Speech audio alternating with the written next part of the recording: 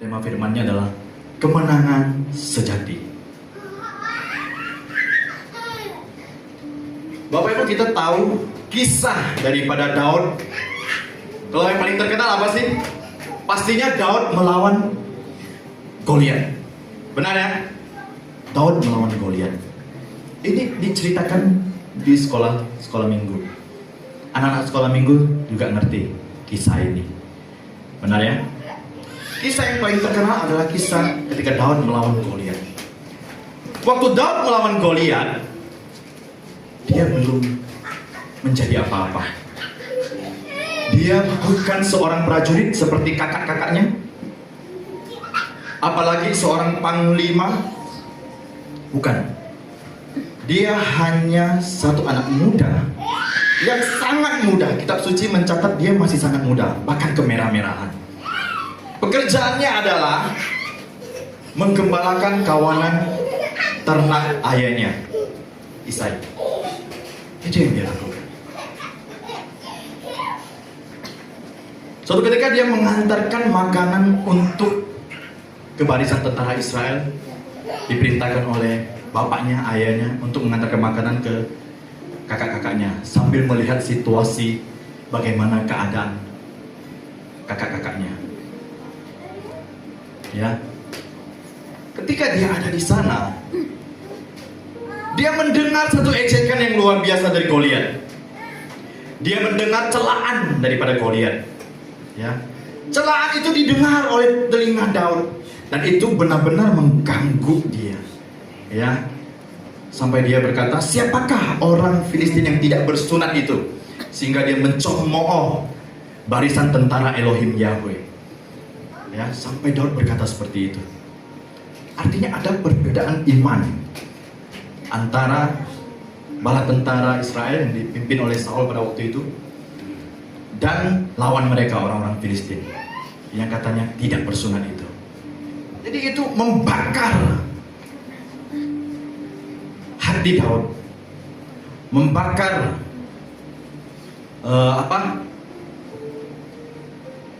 imannya. Ya, siapa dia? Dan Bapak Ibu tahu jelas bahwa Daud meruntuhkan Goliat tidak dengan pedang, tapi dengan umban dan batu. Betul ya? Tidak dengan pedang, roboh. Artinya Bapak Ibu, kemenangan yang luar biasa itu diberikan oleh Bapa Yahweh kepada Daud untuk mengalahkan Goliat. Dia tidak lari, tapi dia menghadapinya. Ketika dia dengar Goliat mencemooh, dia langsung menghampirinya.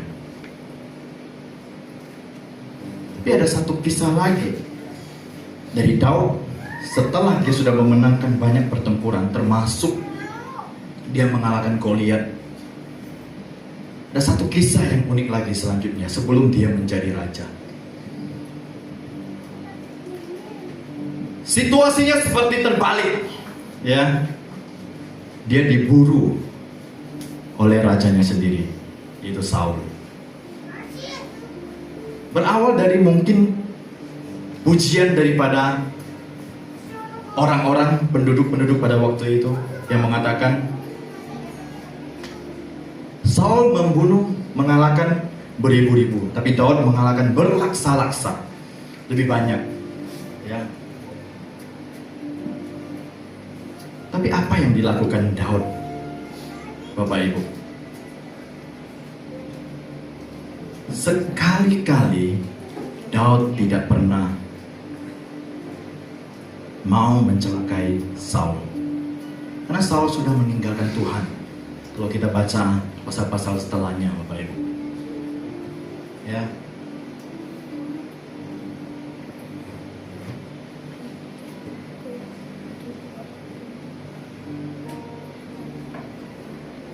Bapak Ibu, mengalahkan Goliat adalah soal imannya di luar iman Daud. Ya, mengalahkan Goliat itu soal iman Daud. Ya, di luar. bahwa Goliat itu adalah musuh yang jelas ada di hadapannya, menantang ya dengan terang-terangan. Jadi yang dibutuhkan hanya apa ketika dia mau melawan Goliat? Yang dibutuhkan hanya keberanian, dan Daud punya itu. Dia berani. Tapi pertanyaannya Bapak Ibu, ketika melawan Saul itu mencobai imannya, ya. Ketika melawan Saul itu mencobai imannya, mencobai batinnya, dan tentunya perlu ketundukan. Tapi Bapak Ibu, saya hanya mengangkat kisah ini sebagai satu ilustrasi, ya, hanya sebagai ilustrasi. Ini bukan sekedar hanya kisah antara Daud melawan Saul, ya, dan Daud melawan Goliat. Tapi ada hal-hal yang luar biasa yang bisa kita ambil dari kisah ini Bapak Ibu. Daud itu orang yang taat. Berapa kali dia punya kesempatan. Dia diburu oleh Saul. Tapi beberapa kali dia punya kesempatan untuk mengalahkan Saul atau membunuh Saul. Tapi Daud sekalipun dia tidak mau melakukan itu. Bahkan ketika orang-orangnya sendiri yang mau membunuh Saul, Daud pun tidak mengizinkannya. Ya. Daud berkata, jangan aku menjamah orang yang diurapi Yahweh. Ini perkataan yang hebat Bapak Ibu. Dan ada beberapa poin yang bisa kita ambil daripada kisah Daud ini ketika dia mengalahkan Goliat dan Daud. Nah, ketika dia menghadapi Saul, ini yang membentuk Daud sebenarnya Bapak Ibu. Yang pertama adalah iman tidak hanya diuji dalam peperangan besar, tapi juga dalam proses yang panjang. Iman tidak hanya diuji dalam peperangan besar, tapi juga dalam proses yang panjang. Bapak Ibu, kalau ada hal-hal yang mengajak kita misalnya ya, terang-terangan ya, kalau kita ada persoalan, kalau kita ada tantangan, kalau sini saya yakin 100%. Cari alternatif, pertolongan alternatif di luar Tuhan, saya yakin pasti kita tidak akan bergerak. Pasti kita tidak akan mau. Karena itu berhubungan dengan iman kita. Ya, pasti kita akan menolak. Betul ya? Kalau ada hal-hal lain yang berbicara, yang berunsur apa ya? Berseberangan dengan iman percaya kita kepada Kristus, saya yakin percaya bahwa kita pasti akan menang. Kita akan menolak. Jelas bahwa itu adalah musuh. Tapi Bapak Ibu, iman itu tidak hanya ketika kita bisa menang atas setiap peperangan yang besar di dalam hidup kita. Ya. Mengalahkan tantangan yang terlihat seringkali lebih mudah daripada bertahan dalam penderitaan berkepanjangan. Betul ya? Tantangan yang datang sebentar mungkin, kalau kita bisa mengatasinya, selesai, sudah. Itu tidak menjadi sesuatu yang hebat. Tapi bagaimana tantangan itu adalah tantangan yang ada terus di hadapan kita, ada terus di dalam hidup kita. Itu bisa membuat orang jenuh, bisa membuat orang lelah. Banyak anak-anak Tuhan meninggalkan Tuhan karena alasan ini. Bapak Ibu, dalam hidup kita pun sama, ya. Ada Goliat-Goliat yang Tuhan singkirkan cepat di dalam hidup kita.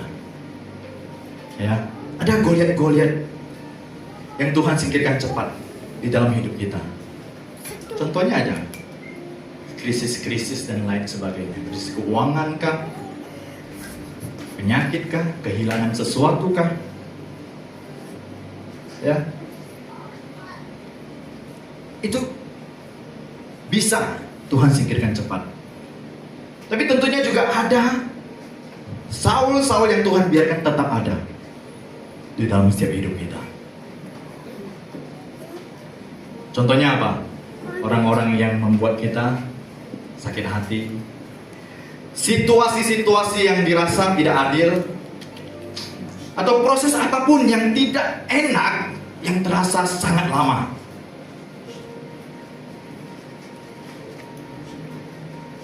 Itu kadang membuat lelah, Bapak Ibu. Dan tidak sedikit orang-orang akhirnya meninggalkan Tuhan.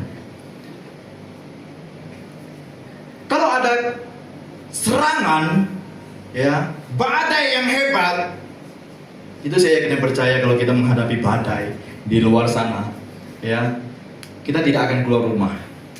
Daripada kita tersapu oleh badai, oleh angin yang kencang itu, ya, angin topan, kita pasti akan mencari perlindungan di dalam rumah atau di dalam satu tempat. Tapi bagaimana kalau angin itu adalah angin yang sepoi-sepoi? Enak sekali anginnya, apalagi cuaca panas. Wah, ya. Angin kayak gitu kalau tidur sih pasti terlelap. Kan biasa gitu ya. Ya. Justru angin yang seperti ini, yang tidak kita sangka-sangka, yang tidak kita curigai, nah itu yang akan menggeser kita, Bapak Ibu. Ya. Proses yang lama seringkali membuat banyak orang itu menjadi lelah. Menunggu dan menunggu. Menunggu itu sesuatu yang membosankan. Betul ya? Ya. Dalam hal apapun, kecuali menunggu uang datang. Nah, itu tidak membosankan. Amin. Tapi menunggu, ya, umumnya adalah sesuatu yang membosankan. Apalagi menunggu penyakit, menunggu situasi kita, menunggu kenyamanan kita, itu datang. Prosesnya tidak nyaman. Saat ini tidak nyaman misalnya. Menunggu hal itu hilang, itu tidak nyaman, Bapak Ibu. Melelahkan. Siapa lagi yang pernah mengalami ini? Elia. Elia dalam satu keadaan dia bisa melawan 450 nabi-nabi Baal dan mengalahkan mereka, ya, dengan sekejap. Tapi di satu sisi beberapa waktu kemudian, ketika dia telah mengalahkan nabi-nabi Baal, dia lari dari hadapan Isabel yang hanya memberikan satu ancaman akan membunuhnya. Itu sudah mengganggu Elia. Makanya tantangan yang ada di depan, Bapak Ibu, mungkin kita berani ya. Tapi kalau ada tantangan yang dari lain misalnya, padahal itu hanya sebuah ancaman dari seorang wanita, tapi itu sudah mengganggu kenyamanan daripada Elia. Bahkan dia lari. Bahkan dia minta Tuhan untuk mencabut nyawanya. Saking dia tidak tahan, Bapak Ibu. Saking dia khawatir, dia takut.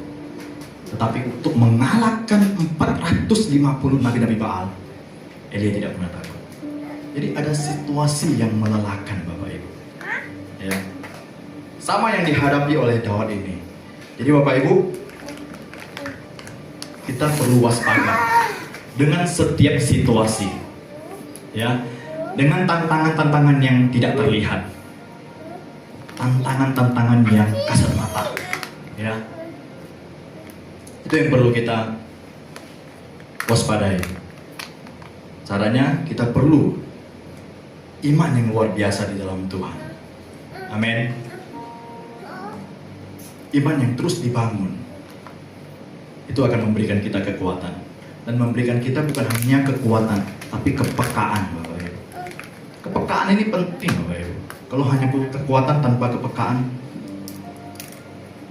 itu belum mungkin, kalau itu menurut saya ya. Kita memerlukan kepekaan. Kalau ada apa-apa, ada persoalan, kita bisa kuat. Tapi kepekaan itu berbeda, Bapak Ibu. Kepekaan itu, persoalan itu belum datang, seperti sudah disampaikan oleh Roh Kudus kepada kita. Jadi kita bisa bersiap. Dengar-dengaran akan suara Tuhan. dengar-dengaran akan suara Roh Kudus. Itu yang terpenting, Bapak Ibu. Amin. Amin. Ya. Selanjutnya pelajaran yang bisa kita ambil dari kisah Daud ini lagi adalah karakter lebih berharga daripada kemenangan instan. Tadi ya, Tuhan memberikan kemenangan atas Daud. Tuhan memberi kemenangan kepada Daud atas Goliat dengan cepat, ya. Tetapi menunda kemenangannya atas Saul. Pertanyaannya, mengapa? Apakah Tuhan tidak sanggup? Apakah Tuhan tidak sanggup? Bukan karena Tuhan tidak sanggup atau tidak mampu, Bapak Ibu.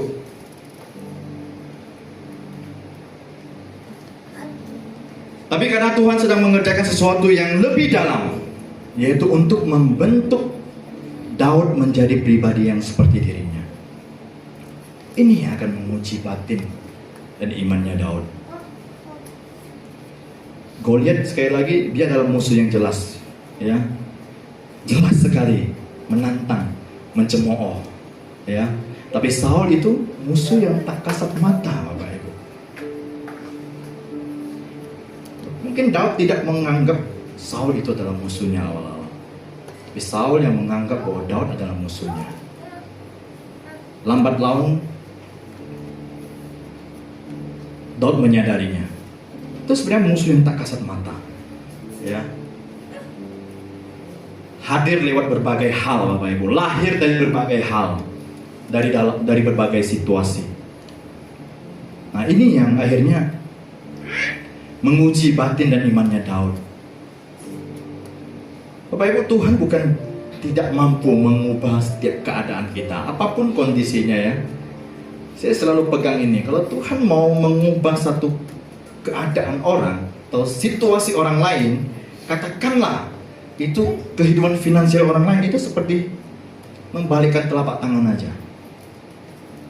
Saya sering dengar Pak Kemal bilang, sebenarnya kalau Tuhan memberkati kita tuh seperti membalikkan telapak tangan aja, Bapak Ibu. Gampang sekali, ya. Tapi bukan kemenangan instan yang ingin Tuhan berikan kepada kita. Di balik kemenangan itu, di balik kemenangan yang kita terima setiap saat, apapun bentuknya, pasti di dalamnya Tuhan ingin berbicara, Bapak Ibu, kepada kita, ya. Jadi jangan hanya berpikir bahwa Tuhan itu berbicara, tiba-tiba Anda tidur, malam-malam tengah malam bangun, tiba-tiba ada suara. Tidak seperti itu, Bapak Ibu. Tidak hanya seperti itu, ya. Tuhan bisa berbicara dalam berbagai hal. Amin. Ya, termasuk dalam proses-proses kita, dalam keadaan situasi hidup kita. Kemenangan yang terasa lama bertujuan untuk membentuk karakter. Karena lewat itulah Tuhan sedang membentuk karakter, bukan sekedar memberi kemenangan. Kita tidak bisa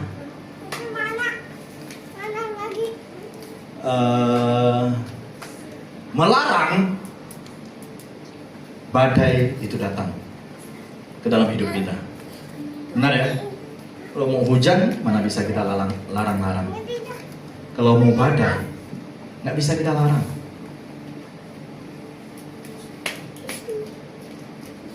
Kalau badai ada di dalam hidup kita,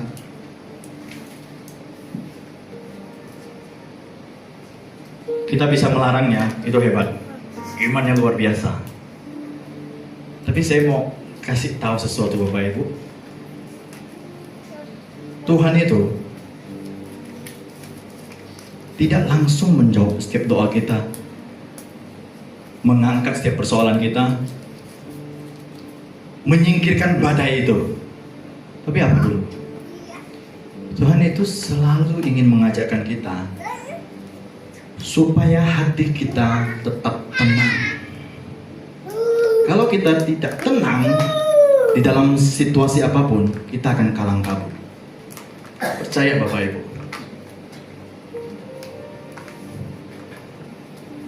Tenang. Kan ada pujiannya itu.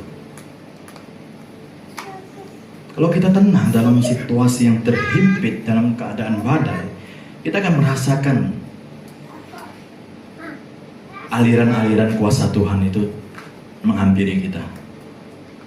Kita bisa melihat dengan baik. Ya.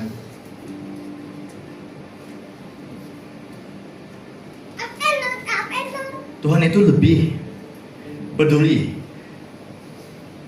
bahwa seperti apa kita akan menjadi. Itu yang terpenting Bapak Ibu. Dia hanya mau kita menjadi seperti dirinya, serupa, ya, karakternya dan lain sebagainya.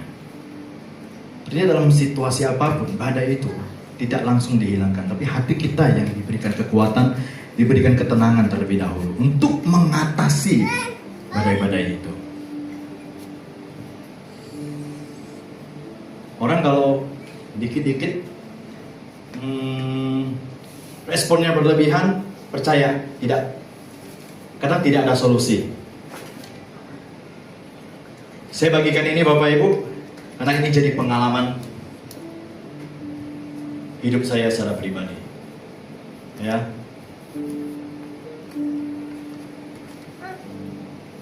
Firman itu luar biasa.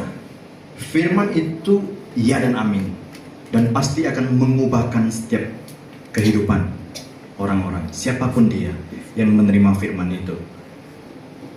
Bahwasannya bahwa firman itu tidak akan pernah kembali dengan sia-sia. Itu jelas Bapak Ibu. Jadi kalau kita mau berbicara kepada siapapun, boleh sampaikan firman. Tidak harus panjang lebar kita berbicara dengan orang untuk mengenalkan Tuhan kepada orang. Sampaikan firman sedikit saja, dan kita percaya bahwa firman itu tidak akan kembali dengan sia-sia, dan akan menghasilkan sesuatu yang luar biasa juga Bapak Ibu. Ya, kalau boleh kesaksian,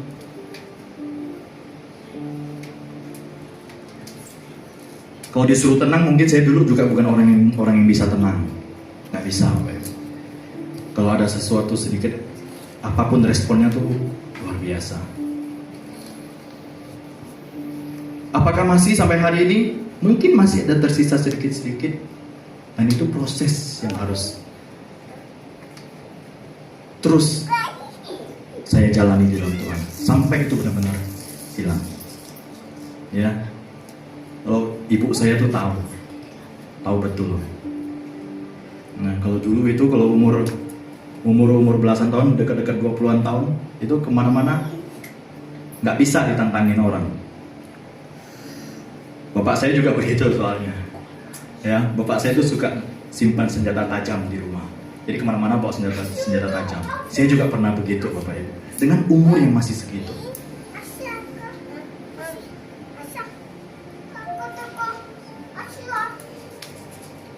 Pernah satu ketika berkelahi tengah malam Bapak Ibu.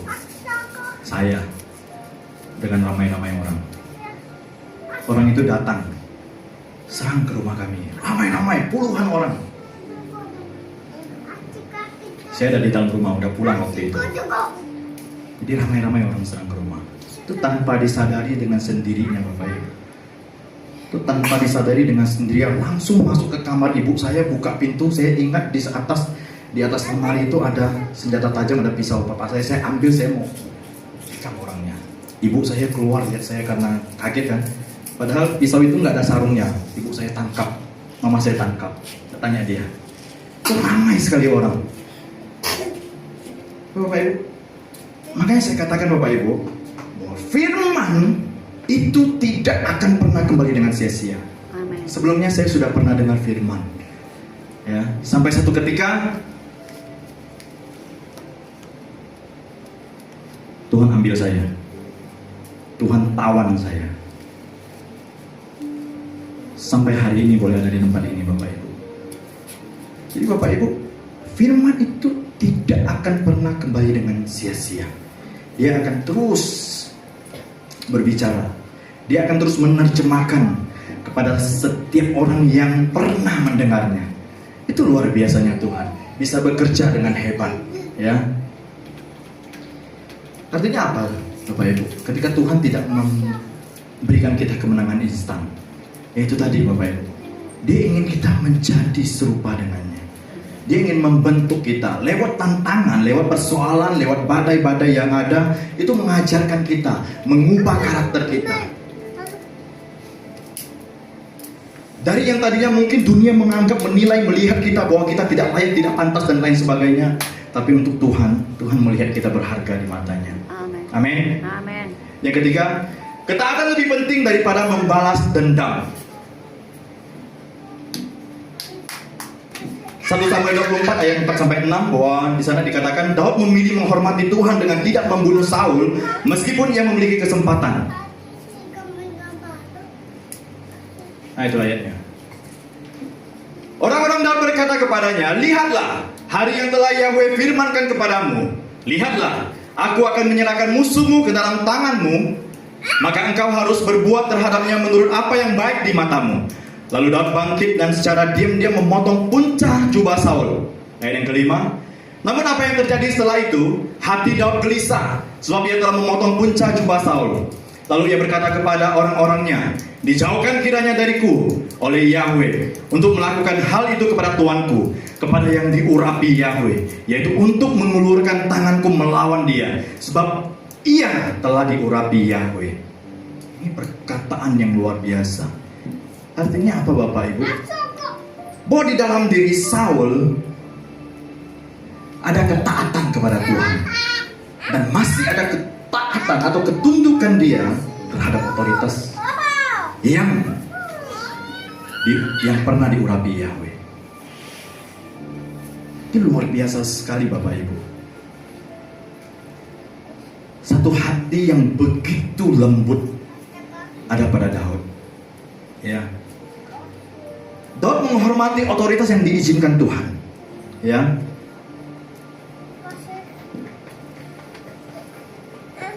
Daud tetap menghormati bahwa posisi Saul, bahwa dia adalah pribadi yang pernah diurapi oleh Yahweh.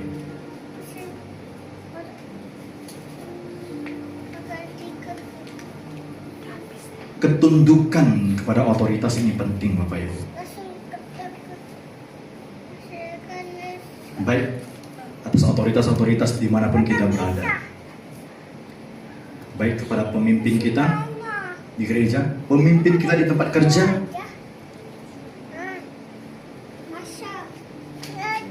kalau dalam keluarga, anak terhadap orang tua. Ini juga berbicara tentang otoritas. Ya, artinya kita harus tunduk. Bapak Ibu,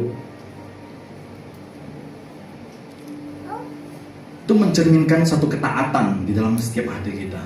Ya, sekalipun mungkin kita lihat situasi lingkungan kita, tempat kerja kita, rumah kita, keluarga kita, ada yang mungkin tidak berkenan.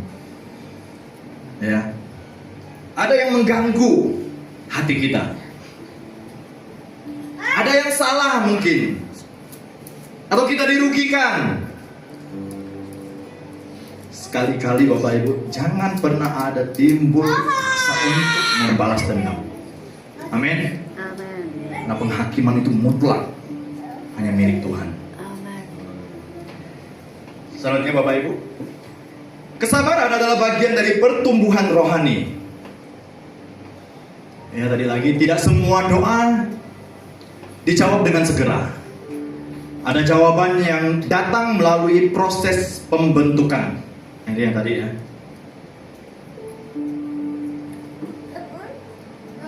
Jawabannya itu bukan persoalannya yang hilang, tapi apa? Sudut pandang kita yang diubahkan. Percaya Bapak Ibu, karena kalau kita sudah merasa dirugikan, ya, atau kita ada keki gitu ya, tidak suka dengan seseorang misalnya, katakanlah dengan si A gitu ya, apa yang terjadi? Karena si A itu melakukan hal yang baik pun di mata kita itu sudah jelek, betul nggak? Kalau mau jujur Bapak Ibu, banyak juga orang-orang ketika dia sudah berteman baik dengan seseorang, mempunyai hubungan yang sangat akrab, sangat baik kepada seseorang, salah pun itu jadi benar di mata kita. Ya, banyak yang seperti itu ya.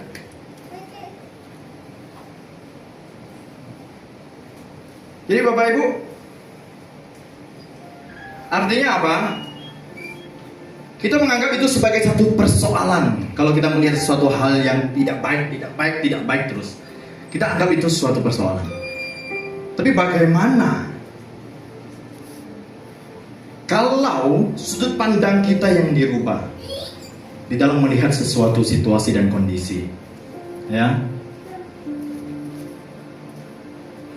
itu akan berbeda hasilnya. Kadang Bapak Ibu, musuh yang terbesar itu sering ada di dalam hati, ya, ego, rasa khawatir, merasa lebih. Artinya ini keakuan, ya, itu sebenarnya yang sering menjadi musuh terbesar dalam hidup kita, yaitu yang ada dalam hati. Ini seperti Saul sebenarnya, ya, yang ada di dalam, tidak terlihat, ya, tidak seperti Goliat adalah musuh yang jelas, ya. Itu apa? Kepahitan, amarah, kecewa, iri hati, dan keinginan membalas. Itu kadang-kadang yang ada di hati Bapak Ibu, ya. Ketika melihat situasi, ketika melihat seseorang, itu yang terjadi Bapak Ibu. Musuh terbesar sering ada di dalam hati, yaitu amarah, kecewa, iri hati, kepahitan,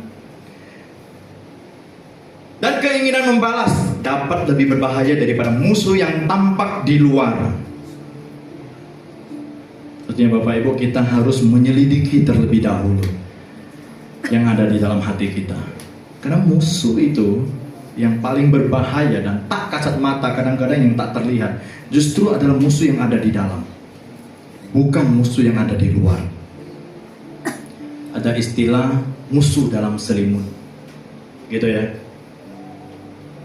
Karena musuh yang ada di dalam itu bukan orang-orang yang ada di sekitar kita. Bisa saja mereka, tapi sebenarnya itu lebih kepada hati kita. Karena kita kepahitan, karena kita kecewa, karena ada iri hati. Nah, itu yang jadi musuh, ya.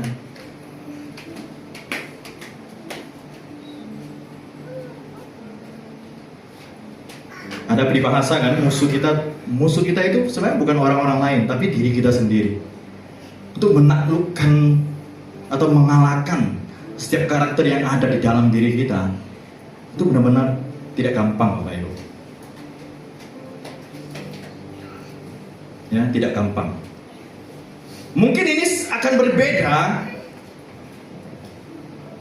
ketika tantangan-tantangan yang datang itu tidak benar-benar mencoba kita. Hanya singgah lewat aja udah gitu kita bisa, ya. Tapi bagaimana tantangan itu, musuh itu, ya, itu yang apa ya? Yang datang itu justru itu kecenderungan kita. Nah, itu yang susah. Kecenderungan kita ini, dia datang, menghampiri, singgah di sana. Itu yang luar biasa Bapak Ibu. Karena kita melawan diri kita sendiri sesungguhnya, ya. Jadi kita harus bersabar di dalam Tuhan supaya kita dapat bertumbuh di dalam Tuhan. Amin. Amin. Selanjutnya, ya, integritas tetap dijaga. Meskipun kadang diperlakukan tidak adil, tetap menjaga integritas. Ini yang dilakukan Daud Bapak Ibu ketika menghadapi Saul. Keadaan yang tidak adil bukan alasan untuk melakukan hal yang salah. Ini yang dipelihara atau dijaga oleh Daud hingga akhirnya dia bisa menang. Ya, integritas Bapak Ibu. Ini berbicara tentang apa, Bapak Ibu? Identitas kita. Ya. Kadang kalau sudah dirugikan atau merasa tidak diuntungkan, tidak mendapatkan sesuatu,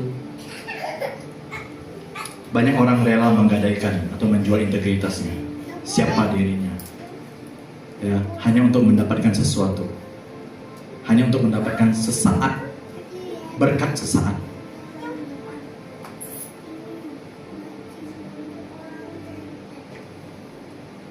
Ya. Esau menjual hak kesulungan kepada adiknya. Kenapa? Kalau dia berintegritas, dia tidak akan memberikan hak kesulungan itu hanya untuk mendapatkan semangkuk kacang merah. Ya. Tapi bagaimana Yakub menghargai, melihat bahwa hak kesulungan itu sesuatu yang penting dan yang luar biasa, maka dia ambil. Dia ingin mendapatkan itu.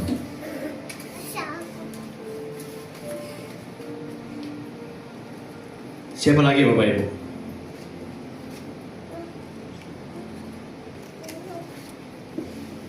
Kita baru baca Kejadian pasal keberapa? Kemarin 37, 38. Kisah Yusuf. Saya mengambil ada 2 kisah ketika Yusuf dirugikan. Ada 2 benda yang menjadi satu simbol di sana, yaitu pakaiannya. Ya. Pertama, ketika saudara-saudaranya hendak menjualnya untuk melapor kepada bapaknya, mereka melepaskan pakaian atau jubahnya Yakub dan dilumuri dengan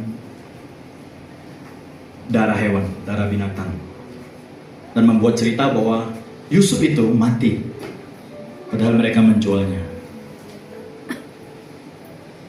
Nah, yang kedua, ketika Yusuf ada di Mesir, ketika dia dipercayakan kepada satu saudagar yang cukup kaya, yaitu Potifar. Ketika istri Potifar ingin mencobai Daud lari dari hadapannya, yang akhirnya meninggalkan pakaiannya juga. Dan istri Potifar merobek pakaian itu, mengatakan bahwa Daud berusaha memperkosanya. Ada pakaian yang tertinggal, Bapak Ibu. Pakaian ini berbicara jati diri, Bapak Ibu. Pakaian ini berbicara, jubah ini berbicara tentang identitas. Jubah dan pakaian ini berbicara tentang integritas kita di dalam Tuhan. Itu yang penting, Bapak Ibu. Bahwa dalam segala hal, dalam keadaan apapun, kita harus punya integritas di dalam Tuhan. Amin. Harus menjaga integritas di dalam Tuhan. Kenapa saya katakan bahwa Yusuf adalah orang yang berintegritas? Pertama, dia meninggalkan jubahnya atau pakaiannya, atau pakaian ditanggalkan. Dia belum apa-apa, Bapak. Dia sama sekali belum menjadi seorang apa-apa. Ya, dia hanya anaknya Yakub, dan dia hanya memiliki saudara-saudara. Dan dia adalah orang yang mendapat satu mimpi yang luar biasa. Nah, ketika jubah kedua, peristiwa yang kedua terjadi ketika dia harus melepaskan atau pakaiannya terlepas, dia sudah mempunyai posisi yang bagus. Ya, dia dipercaya oleh Potifar untuk mengatur segalanya. Ya, dia hidupnya nyaman, Bapak Ibu, berkecukupan. Tapi ketika ada hal-hal yang di sana bertentangan dengan imannya, dia tetap berintegritas. Dia menjaga, dia melepaskan hal-hal yang menjadi mungkin untuk kebanyakan orang itu menjadi satu kebanggaan. Ya, hidup nyaman dan lain sebagainya. Tapi Yusuf mau melepaskan itu. Akhirnya dia dipenjara. Tapi kalau kita baca lagi kisah-kisah Yusuf selanjutnya, dia menjadi orang yang luar biasa di Mesir. Bukan hanya di satu lingkungan kecil di Mesir, tapi dia menjadi orang yang luar biasa yang berpengaruh di seluruh Mesir. Berawal dari apa? Dia menjaga integritasnya, identitasnya. sebagai anak Tuhan itu dijaga, Bapak Ibu. Ya, jadi itu penting. Tuhan memakai setiap proses untuk mempersiapkan masa depan. Tahun-tahun pelarian Daud membentuknya menjadi raja. Bapak Ibu tahu bahwa ketika Daud mengalahkan Goliat itu hanya sekejap, sebentar saja. Ya, tumbang Goliat, selesai, menang dia. Tapi diperhadapkan dengan Saul itu harus bertahun-tahun. Bapak Ibu lihat bahwa proses yang dialami oleh Daud itu bukan proses yang tanpa maksud dari Tuhan, tapi ada maksud dari Tuhan, yaitu membentuk karakter Daud. Sebelumnya Daud sudah diurapi akan menjadi seorang raja, dan Saul tahu jelas itu. Tapi yang membuatnya berbeda adalah bahwa ketika Daud menjadi raja, dia menjadi raja yang rendah hati. Amin. Dia menjadi raja yang berbelas kasihan. Dia menjadi raja yang hidupnya bergantung kepada Tuhan. Ya, di dalam kerajaannya itu harus ada puji-pujian untuk Tuhan. Itu yang luar biasa, Bapak Ibu, dari sisi Daud. Jadi bukan tanpa sebab Tuhan membiarkan itu menjadi sesuatu yang lama menurut ukuran manusia, tapi tidak untuk ukuran Tuhan. Amin. Amin. Bahwa waktu Tuhan itu tepat, tidak pernah terlambat, tidak pernah terlalu cepat. Itu yang harus kita pegang, Bapak Ibu. Bahwa waktu Tuhan tidak pernah terlambat, tidak pernah terlambat dan tidak pernah terlalu cepat. Waktunya adalah waktu yang tepat. Ya. Dan yang keenam, ini yang luar biasa, Bapak Ibu. Kemenangan sejati adalah menjaga hati tetap bersih, tidak tawar, apalagi pahit. Nah, tawar hati terhadap situasi.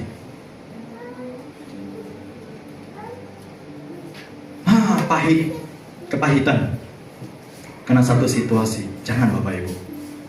Ya. Kita belum mengalami kemenangan yang sejati kalau kita masih mengalami tawar hati atau kepahitan hati. Keberhasilan terbesar bukan hanya mengalahkan musuh, melainkan tetap mengasihi, mengampuni, dan taat kepada Tuhan. Ini sudah sering disampaikan, Bapak Ibu, saya yakin dan percaya. Dan Anda pun pernah mendengarnya di mana-mana, di sosial media, di khotbah-khotbah Kristen tentunya. Ya. Tapi ini bukan sesuatu yang gampang, Bapak Ibu. Tapi ini harus ada untuk membentuk setiap kita, untuk membentuk karakter kita, sehingga kita benar-benar menjadi satu pribadi yang berkemenangan. Bukan kemenangan yang yang biasa-biasa saja, tapi kemenangan yang luar biasa, itu kemenangan sejati yang dari Tuhan. Amin. Ya.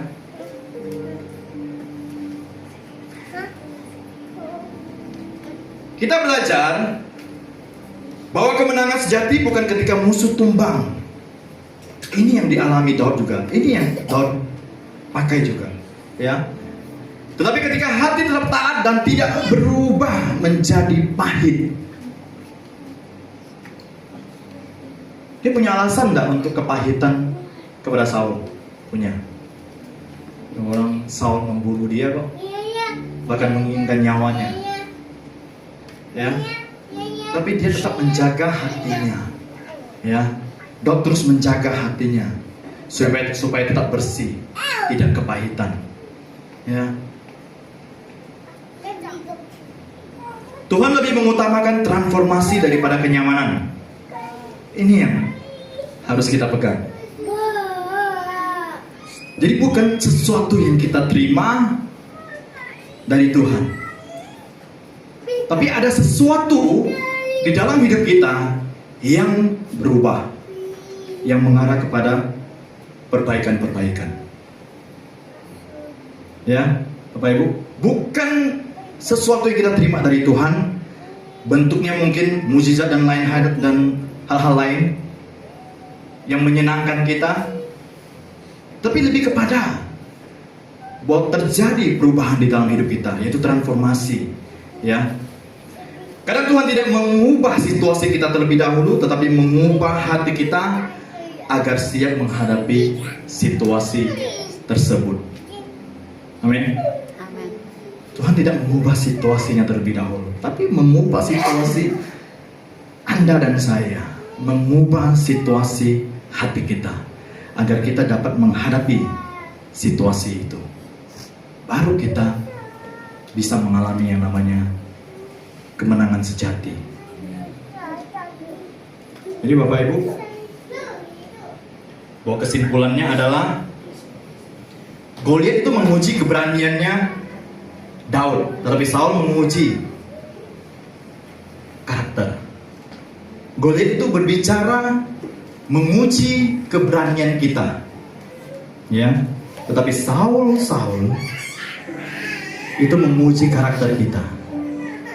Seperti apa kita harus merespon, seperti apa kita harus bertindak, bagaimana kita harus meresponi sesuatu. Itu Bapak Ibu, ya. Jadi kesimpulannya seperti itu. Bahwa saya tidak percaya bahwa kita di sini adalah orang-orang yang luar biasa, yang terus mau merespon Tuhan, panggilan Tuhan, suara Tuhan. Dan saya tidak percaya bahwa jemaat-jemaat di tempat ini, bahwa Anda semua dan saya, kita semua akan mengalami kemenangan yang luar biasa. Bahwa Tuhan sudah menjamin kita bahwa kita adalah pribadi-pribadi bukan hanya sebagai pemenang, tetapi kita adalah pribadi-pribadi yang lebih daripada pemenang. Kita akan mengalami kemenangan yang sejati. Amin. Karena Bapa Yahweh beserta kita. Amin. Haleluya. Bapa Yahweh memberkati.